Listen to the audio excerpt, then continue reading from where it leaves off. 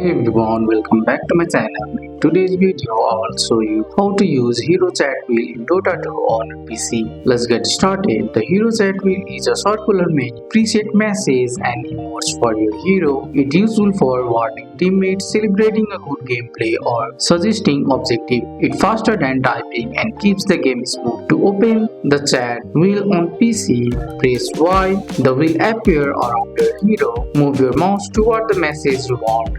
Release the key to send the message. Your hero will say it instantly in voice or text chat depending on your settings. You can customize the chat wheel for your favorite message. Open Dota and click on settings at the top left corner.